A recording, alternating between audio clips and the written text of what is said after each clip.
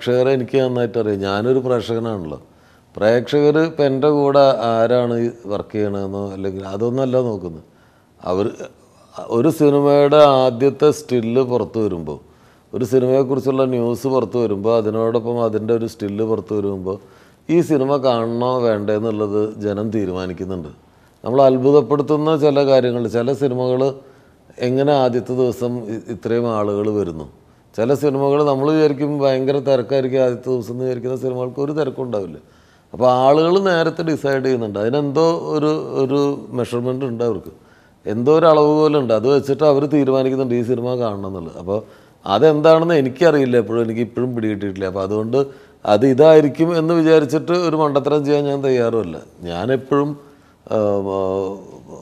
ഒരു ടീം പരിചയമുള്ള അടുപ്പമുള്ള ആളുകളോടൊപ്പം വർക്ക് ചെയ്യുന്നത് സന്തോഷം തന്നെയാണ് എപ്പോഴും. പക്ഷേ ഞാൻ കൺസിഡർ ചെയ്യുന്നത് ഞാൻ കേൾക്കുന്ന കഥയാണ് ഞാൻ പരിഗണിക്കുന്നത്. ആ കഥ എങ്ങനെ എന്നെ ഇമ്പ്രസ് ചെയ്യുന്നു, ആ കഥ എങ്ങനെ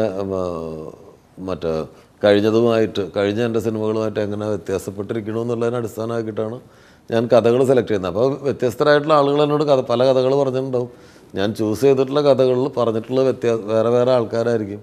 ഇപ്പോൾ ജെയിംസ് ആൽബർട്ടും ഞാനും ക്ലാസ്മേറ്റ്സ് എന്ന് പറഞ്ഞ സിനിമ ചെയ്തു. അത് കഴിഞ്ഞിട്ട് എൻ്റെ സുഹൃത്തുക്കളായിട്ടുള്ള സംവിധായകർക്കൊക്കെ ജെയിംസുമായിട്ട് സിനിമ ചെയ്യണമെന്ന് ആഗ്രഹം ഉണ്ടായിരുന്നു. ഷാഫി, ജോണി ആൻ്റണി, റോഷൻ ആൻഡ്രൂസ്, ഇവരൊക്കെ നമ്മളുടെ സുഹൃത്തുക്കളാണ്. അപ്പോൾ അവർക്കൊക്കെ ജെയിംസിൻ്റെ ഒരു സ്ക്രിപ്റ്റ് ചെയ്യണമെന്ന് ആഗ്രഹം ഉണ്ടായിരുന്നു. ഞാൻ അത് എൻ്റെ കയ്യിൽ തന്നെ അയാളെ പിടിച്ചു വെച്ചുകൊണ്ടിരുന്നു കഴിഞ്ഞാൽ അവർക്ക് ജെയിംസിനെ പോലെ ഒരു റൈറ്ററെ ഉപയോഗിക്കാനുള്ള അവസരം നഷ്ടപ്പെടും.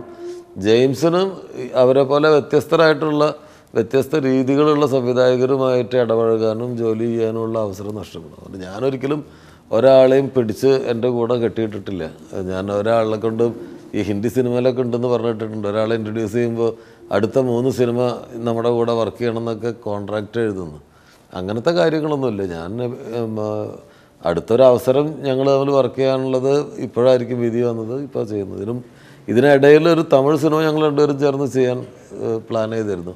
മഴ വരെ പോകരുത് എന്നായിരുന്ന സിനിമയുടെ പേര്. അത് പൂജ കഴിഞ്ഞ് 2 ദിവസത്തെ ഷൂട്ടിങ് കഴിഞ്ഞിട്ട് മുടങ്ങിപ്പോയി. അല്ലെങ്കിൽ ഇതിനിടയിലൊരു സിനിമ ഞങ്ങളുടേതായിട്ട് ഉണ്ടാകുമായിരുന്നു. അല്ല, ഓഫർ പല തവണ വന്നിട്ടുണ്ട്, ഓഫർ വന്നിട്ടുണ്ട്. പക്ഷേ 2 കാര്യങ്ങളുണ്ട്. ഒന്ന്, ഞാൻ കംഫർട്ടബിൾ ആവുന്ന ഒരു സെറ്റപ്പിൽ സിനിമ ചെയ്തിട്ട് തമിഴിലൊരു സിനിമ ചെയ്യാൻ വേണ്ടിയിട്ട് ആദ്യം ഓഫർ വന്നപ്പോൾ ഞാൻ അതിൻ്റെ പുറകെ പോയതാണ്. എൻ്റെ ഒരു 1.5 വർഷം സ്പോയിൽഡായി. മറ്റു കുറേ പേരുടെ അധ്വാനം വേസ്റ്റായി. അപ്പോൾ അതുകൊണ്ട് ഇനി കറക്റ്റായിട്ടുള്ളൊരു സെറ്റപ്പ് ഉണ്ടെങ്കിൽ മാത്രമേ അങ്ങനെ അതിന് കൃത്യമായിട്ടുള്ളൊരു അന്ന് നമ്മൾ പോകാൻ കാരണം ആ സബ്ജക്റ്റ് തമിഴിൽ മാത്രം ചെയ്യാൻ പറ്റുന്നൊരു സബ്ജക്റ്റായിരുന്നു. അത് മലയാളത്തിൽ ചെയ്യാൻ പറ്റില്ല എന്നുള്ളത് കൊണ്ടാണ് അത് തമിഴ് ചെയ്യാൻ ശ്രമിച്ചത്. അന്നത് നടന്നില്ല. ഇപ്പോൾ ഞാൻ മലയാളത്തിൽ വളരെ കംഫർട്ടബിളാണ്. ഇവിടെ അടുത്ത കുറേ വർഷങ്ങൾക്ക് ഞാൻ ചെയ്യേണ്ട ഒരുപാട് സിനിമകളുടെ കമ്മിറ്റ്മെൻ്റ് ഉണ്ട്. അപ്പോൾ അതിനിടയിൽ ഓടി മറ്റ് ഭാഷകളിലേക്ക് പോകാനില്ല. ഒരു സിനിമ ഹിന്ദിയിലും ഒരു സിനിമ തമിഴിലും എപ്പോഴെങ്കിലും ചെയ്യണം എന്നുണ്ട്. കാരണം രണ്ടിനുമുള്ള ഓരോ കഥകൾ എൻ്റെ കയ്യിലുണ്ട്.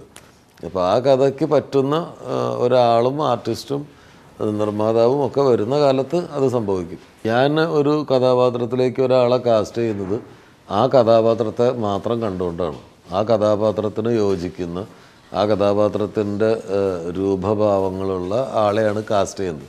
അതൊരു കാസ്റ്റിങ്ങിലെ വിഷയമാണ്. അപ്പം അവരുടെ ഫ്യൂച്ചറിനെ കുറിച്ച് എനിക്കൊന്നും പറയാൻ പറ്റില്ല. അവരുടെ ഫ്യൂച്ചർ അവരുടെ തലയിൽ എഴുതിയതുപോലെ, അവരുടെ കയ്യിലിരിപ്പ് പോലെ വരും, ദൈവം വിധിച്ച പോലെ വരുമെന്നാണ് ഞാൻ കരുതുന്നത്. പാർവതി നമ്പ്യാർ എന്ന് പറയുന്ന ഈ കുട്ടി ഈ സിനിമയിൽ വളരെ നന്നായി പെർഫോം ചെയ്തിട്ടുണ്ട്. ഒരു തുടക്കക്കാരിയുടെ യാതൊരു ജാള്യതയും ഇല്ലാതെ, ഒരു മടിയൊന്നും ഇല്ലാതെ അവൾ നന്നായിട്ട് പെർഫോം ചെയ്തിട്ടുണ്ട്. മറ്റ് ദൗർഭാഗ്യങ്ങളൊന്നും ഇല്ലെങ്കിൽ മലയാള സിനിമയിലും അല്ലെങ്കിൽ തമിഴിലൊക്കെ പോകാവുന്ന ഒരു ഫിഗറുള്ള കുട്ടിയാണ്. എനിക്ക് വലിയ പ്രതീക്ഷ ഉണ്ടാവുള്ളൂ.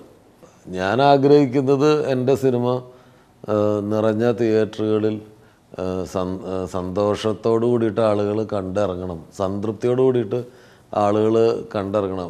ഈ ക്രിസ്മസ് കാലത്ത് ഈ സിനിമ കണ്ടിട്ട് നമുക്ക് കാശ് നഷ്ടമായില്ല, നമ്മൾ ഹാപ്പി ആയിരുന്നു. ഞാനും കുടുംബവും ഒരു 2.5 മണിക്കൂർ വളരെ സന്തോഷത്തോടു കൂടിയിട്ട് അല്ലെങ്കിൽ സംതൃപ്തിയോട് കൂടിയിട്ട് ഒരു സിനിമ കണ്ടു എന്ന് കാണുന്ന ഓരോ ആൾക്കും തോന്നണമെന്നുള്ളതാണ് നമ്മുടെ ആഗ്രഹം. അതിനു വേണ്ടിയിട്ടാണ് നമ്മൾ ശ്രമിച്ചുകൊണ്ടിരിക്കുന്നത്. ഈ സിനിമയിലും അതിനാണ് വേണ്ടിയിട്ടാണ് ശ്രമിച്ചിട്ടുള്ളത്. പിന്നെ ഇതൊക്കെ ഒരു പ്രതീക്ഷയും ആഗ്രഹമാണ്. ആളുകൾക്ക് അങ്ങനെ തന്നെ തോന്നട്ടെ എന്ന് ഞാൻ പ്രാർത്ഥിക്കുന്നു. ഇല്ല, ഞാനങ്ങനെ കോമ്പിനേഷനുകളിലൊന്നും വിശ്വസിക്കുന്നില്ല. കോമ്പിനേഷനൊന്നുമല്ല കാര്യം. കഥ നല്ലതാണെങ്കിൽ ഈ ഞാനും ഫഹദ് ഫാസിലും തമ്മിൽ ഒരു കോമ്പിനേഷനും ഉണ്ടായിരുന്നില്ലല്ലോ. ആദ്യമായിട്ടാണ് ഫഹദ് എൻ്റെ സിനിമയിൽ അഭിനയിക്കുന്നത്. ഡയമണ്ട് നെക്ലസ് നല്ല സിനിമയായി, അത് നന്നായി കളക്ട് ചെയ്തു. അപ്പോൾ അതൊരു കോമ്പിനേഷൻ, അതിനു മുമ്പ് വർക്ക് ചെയ്തൊരു കോമ്പിനേഷൻ വെച്ചിട്ടൊന്നല്ല അത്. കഥ സിനിമ പറയുന്ന കഥ ആളുകൾക്ക് പുതിയതായി തോന്നുക, അല്ലെങ്കിൽ പുതിയ രീതിയിലുള്ള ഒരു അവതരണം ആളുകൾക്ക് തോന്നിയാൽ ആളുകൾ അതിനെ സ്വീകരിക്കും. പിന്നെ കൃത്യമായിട്ട് അവൻ്റെ ശ്രദ്ധയിലേക്ക് ഈ സിനിമയെ കൊണ്ടുവരണം. ഇപ്പോൾ ഈ ചാനലിൽ താങ്കളുടെ മുമ്പിൽ ഞാൻ ഇരിക്കാൻ തന്നെ കാരണം ഈ സിനിമ, ഞാൻ ചെയ്യാൻ പോകുന്ന ഈ സിനിമ ആളുകളുടെ ശ്രദ്ധയിലേക്ക് വരണം. ഇങ്ങനൊരു സിനിമ വന്നിട്ടുണ്ട്, ഈ സിനിമ നിങ്ങൾ കാണേണ്ടതാണ് എന്ന് ജനങ്ങളോട് പറയാനുള്ള ഒരു അവസരമാണ്. അപ്പം അത് ദിലീപും ഞാനും ചെയ്തിട്ടുള്ള മുൻകാല സിനിമകൾ വിജയിച്ചിട്ടുള്ളത് കൊണ്ടും അത് ജനങ്ങൾക്ക് ഇഷ്ടമായിട്ടുള്ളത് കൊണ്ടും പുതിയൊരു കോമ്പിനേഷനിൽ ഒരു സിനിമ വരുമ്പോൾ അവർക്ക് കൂടുതൽ പ്രതീക്ഷകളുണ്ടാവും. ആ പ്രതീക്ഷകൾ ഒരു അധിക ബാധ്യത നമുക്ക് തരുന്നുണ്ട്. പക്ഷേ അതിൽ നമുക്കൊന്നും ചെയ്യാനില്ല. നമ്മൾ എല്ലാ സിനിമയും ചെയ്യുന്നത് പോലെ ഇതങ്ങ് പൊലിപ്പിച്ചേക്കണേ ദൈവമേ എന്ന് പറഞ്ഞിട്ട് അങ്ങോട്ട് ചെയ്യുക എന്നുള്ളതാണ്. അത് ദിലീപാണെങ്കിലും മമ്മൂക്കയാണെങ്കിലും ലാലേട്ടനാണെങ്കിലും ആരഭിനയിക്കുന്നോ എൻ്റെ സിനിമയിൽ ആരഭിനയിക്കുമ്പോഴും എൻ്റെ പ്രാർത്ഥന ഇത് തന്നെയാണ്.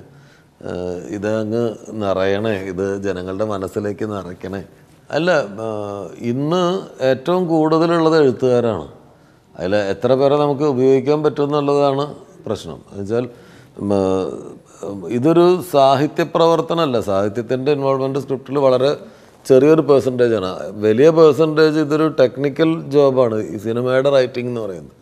അപ്പോൾ പറയാനുള്ള വിഷയത്തിലാണ് ഈ സാഹിത്യത്തിൻ്റെ കണ്ടൻറ്റ് കുറച്ച് വരുന്നത്, അത്രേ ഉള്ളൂ. പക്ഷേ സ്ക്രിപ്റ്റിംഗ് എന്ന് പറയുന്നത് ശരിക്കും ഒരു ടെക്നിക്കൽ ജോബാണ്. അപ്പോൾ എഴുത്തുകാർ ധാരാളം വരുന്നുണ്ട്. ചില കഥകളൊക്കെ ഇൻട്രസ്റ്റിങ്ങുമാണ്. പക്ഷേ ഈ കഥ തിരക്കഥയായിട്ട് മാറുമ്പോഴാണ് ഇവർക്കൊക്കെ പാളിച്ച പറ്റുന്നത്. പിന്നെ ഇപ്പോൾ തിരക്കഥ എഴുതാത്ത സംവിധായകരുടെ എണ്ണം കുറഞ്ഞുകൊണ്ടിരിക്കുകയാണ്. ഇപ്പോൾ ജിത്തു ജോസഫ് സ്വന്തമായിട്ട് തിരക്കഥ എഴുതിയിട്ട് സംവിധാനം ചെയ്യണം. രഞ്ജിത്ത് തിരക്കഥ എഴുതി സംവിധാനം ചെയ്യാണ്. സത്യേട്ടനും ഇടക്കാലത്ത് തിരക്കഥ എഴുതിയിട്ട് സംവിധാനം ചെയ്തിരുന്നു. അപ്പം പുതുതായിട്ട് വരുന്ന ചെറുപ്പക്കാരെല്ലാവരും ഇപ്പോൾ നോർത്ത് 24 കാതം അങ്ങനെ ആ കാറ്റഗറിയിൽ വരുന്ന സിനിമകളുടെ എല്ലാം ഡയറക്ടേഴ്സ് ഒന്നുകിൽ അവർ തന്നെയാണ് സ്ക്രിപ്റ്റ് എഴുതുന്നത്, അല്ലെങ്കിൽ അവർ തിരക്കഥ രചനയിൽ പങ്കാളികളാണ്. അപ്പോൾ എഴുത്ത് നടക്കുന്നുണ്ട്, പുതിയ എഴുത്തുകാരുടെ പരീക്ഷണങ്ങൾ നടക്കുന്നുണ്ട്. ആഷിഖ് കപൂറിൻ്റെ സിനിമകൾ ചെയ്തുകൊണ്ടിരിക്കുന്നതൊക്കെ പുതിയ എഴുത്തുകാരാണ്. പുതിയ എഴുത്തുകാരൊക്കെ വരുന്നുണ്ട്, ശ്രദ്ധേയമായ സിനിമകളും ഉണ്ടാകുന്നുണ്ട്. ഇനി അവരൊക്കെ വളരെ ഇൻഡിവിജ്വലായിട്ട് അവരെക്കുറിച്ച് ആളുകൾ സംസാരിച്ച് തുടങ്ങാൻ കുറച്ച് ടൈം എടുക്കും. കുറച്ച് സിനിമകൾ വരണം, അവർ കൂടുതൽ ലൈം ലൈറ്റിലേക്ക് വരണം. ഇപ്പോൾ പല കൂട്ടായ്മകളാണ് കൂടുതലും. പണ്ട് ഒരാൾ ഒറ്റയ്ക്കാണ് എഴുതുന്നത്, ഇപ്പോൾ 2-3 പേര് ചേർന്നിട്ടൊക്കെയാണ് എഴുതുന്നത്. അപ്പോൾ അതുകൊണ്ട് തന്നെ ഒരാളുടെ പേര് പുറത്തേക്ക് വരാൻ ബുദ്ധിമുട്ടുണ്ടാവും. അപ്പോൾ അത് ഇനി കുറച്ച് കഴിയുമ്പോൾ അത് പുറത്തേക്ക് വരാൻ തുടങ്ങും, ആ കൂട്ടായ്മകൾ പുറത്തേക്ക് വരാൻ തുടങ്ങും.